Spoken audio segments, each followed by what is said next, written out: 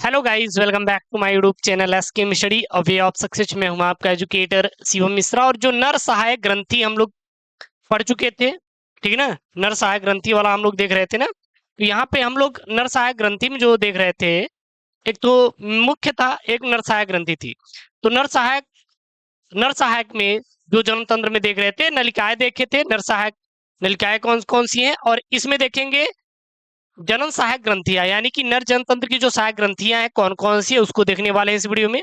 और वीडियो काफी इंपॉर्टेंट होने वाला है, आप बिल्कुल भी चिंता मत करिएगा। जो आपको नोट्स पीडीएफ पूरा मिल ही गया है, अब मैं कंप्लीट सिलेबस करवा दूंगा, ठीक है ना। सारा चीज आप बिल्कुल टेंशन मत लीजिएगा। और चैनल को यार सब्सक्राइब नहीं किया तो यार यस के मिशरी चैनल को जो बच्चे हैं सभी सब्सक्राइब कर लेंगे। नोट्स पीडीएफ के लिए टेलीग्राम चैनल से जरूर जुड़े रहे, वहां पे अपडेट बोर्ड परीक्षा संबंधित सारी सारी चीजें वहां पे आती रहती है, वहां से आप लोग जरूर जुड़े रहेंगे। 45,000 से ज्यादा बच्चे फ्री में टेलीग्राम से डाउनलोड कर पा रहे हैं। प्रीवियस ईयर पेपर मैं सारा प्रोवाइड करवा दूंगा, आपको वहां पे मिल जाएगा, आप चिंता मत कीजिए। मैं पीडीएफ पे काम करवा रहा हूँ, आपको मैं वहां पे पूरा पूरा मैं भिजवा दूंगा, ठीक है ना। आप चिंता मत करिएगा। चलिए, इसमें हम लोग एक एक करके पूरा पढ़ लेते हैं। तो जो नर जनतंत्र के अंतर्गत निम्नलिखित ग्रंथियां आती हैं, किसके सहायक जनन ग्रंथियां कौन कौन सी है? सबसे पहला है शुक्राशय, दूसरा है पुरस्थ यानी कि पौरुष, और तीसरा है कंद कंद मूत्र जनन पथ ग्रंथि। शुक्राशय को अंग्रेजी में क्या कहते हैं? सेमिनल वेसिकल बोला जाता है। तो सेमिनल वेसिकल यानी कि शुक्राशय यह एक ग्रंथि है। पुरस्थ ग्रंथि या पौरुष ग्रंथि, या फिर इसे अंग्रेजी में प्रोस्टेट ग्रंथि बोला जाता है। कंद मूल जनन पथ ग्रंथि, या फिर काउपर ग्रंथि, या फिर बल्बो यूरिथ्रल ग्रंथि किसे कहते हैं? हर एक चीजों को मैं पॉइंट वाइज करके पढ़ाऊंगा, आप चिंता मत करिएगा। ये काफी इंपॉर्टेंट सेशन है, जो भी मैं आपको बता रहा हूँ पूरा कंप्लीट है। नोट्स आपको मिल जाएगी, जैसे ये आपका पूरा चैप्टर खत्म होगा आपको पूरी नोट्स मिल जाएगी, आप चिंता मत करिएगा। नोट्स के सर नोट्स नहीं मिल रहा है तो सारी चीजें मिल जाएगी। और वैसे भी मैं यूट्यूब चैनल पे यार physics, chemistry, biology, Hindi, English सारी क्लासेस आपको दे रहे हैं। कहाँ मिलेगा सारी चीजें? यस के मिशरी मिलेगी, आपको कहीं जाने की जरूरत बिल्कुल भी नहीं है। तो सबसे पहले हम लोग देखते हैं शुक्राशय के बारे में। शुक्राशय यानी कि सेमिनल वेसिकल। तो शुक्राशय क्या है?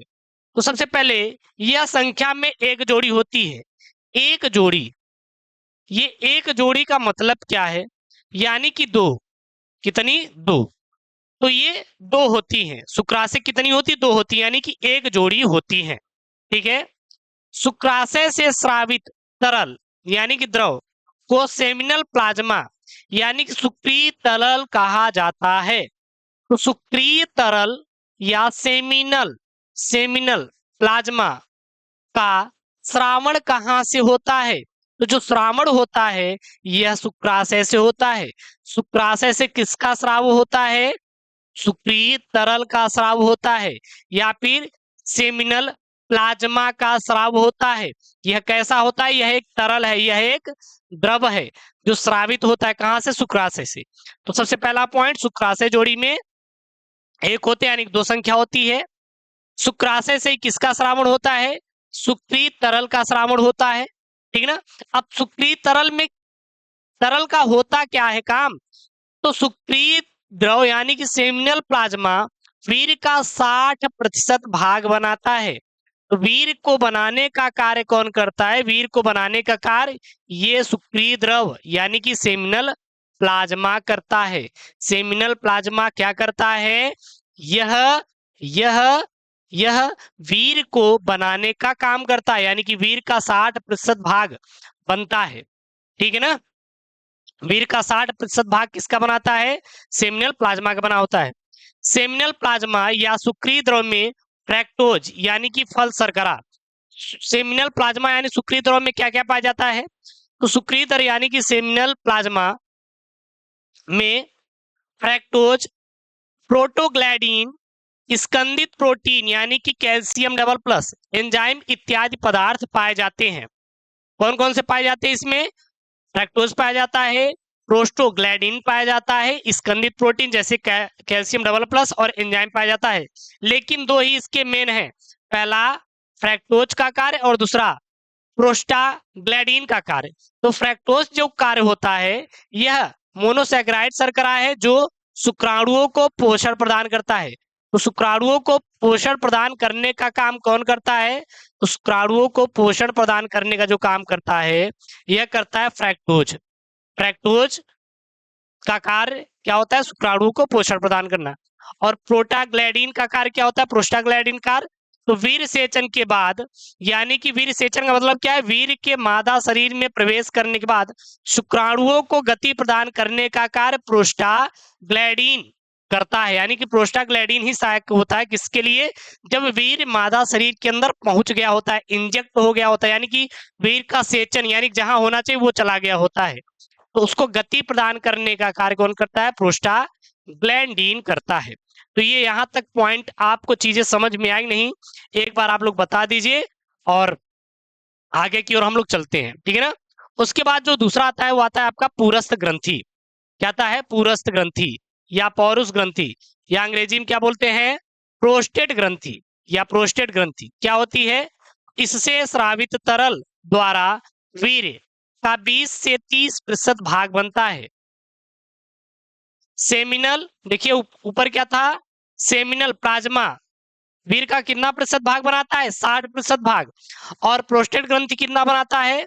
25 से 30% भाग बनाता है।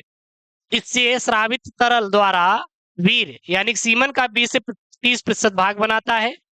इसका कार्य प्रोस्टेट ग्रंथि से स्रावित शुक्राणुओं की सक्रियता, गतिशीलता को बढ़ाता है।